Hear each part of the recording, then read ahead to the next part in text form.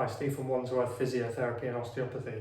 Shoulder pain is the third most common problem that we treat here at the clinic, and lots of people come to us and say they've been diagnosed with a frozen shoulder, and sometimes this is the case, but it's also a fairly common misdiagnosis. Now, a frozen shoulder will affect a certain demographic of people, and it presents with some classical signs and symptoms. Now, we're not quite sure why people develop a frozen shoulder, but it's more common in people that suffer from diabetes, and it can also come on after a trauma. You've fallen on your shoulder, broken your shoulder, and maybe some months later you start to develop a frozen shoulder. Now, in Japan they call it 50-year-old shoulder because it does seem to affect people more commonly in their 5th and 6th decades of life.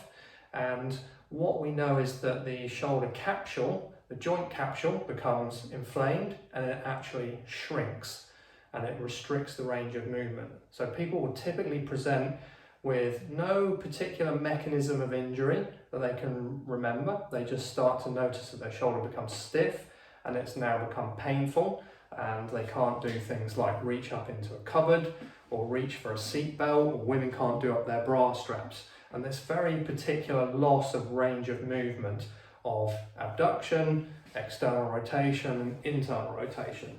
And when we watch you do these movements, and then when we also test those movements, if they're both stiff, then it's usually a frozen shoulder. Now, you might also describe night pain and you can't sleep on that shoulder. That's also very common.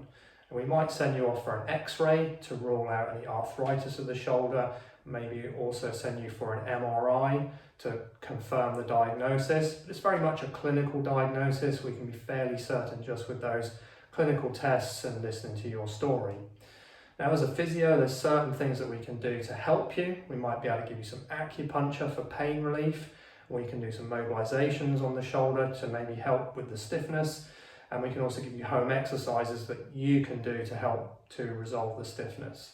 And one of the most useful things that we can recommend is to go and get an injection.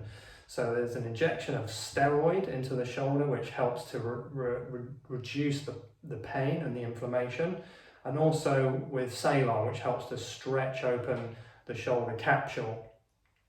Now, there's different time scales to this frozen shoulder.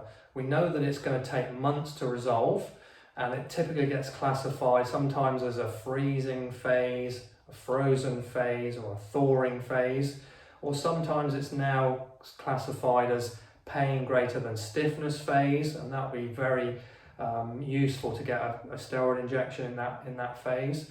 Or it's stiffness greater than pain phase, and that actually might be resolving.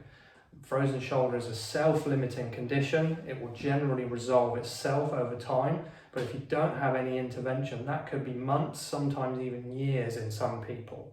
So if you've got a frozen shoulder, you think you've been diagnosed with a frozen shoulder, or you're suffering from shoulder pain and you have a loss of range of movement, pop down to the clinic where we can assess you and we can let you know what you might need to do to get better.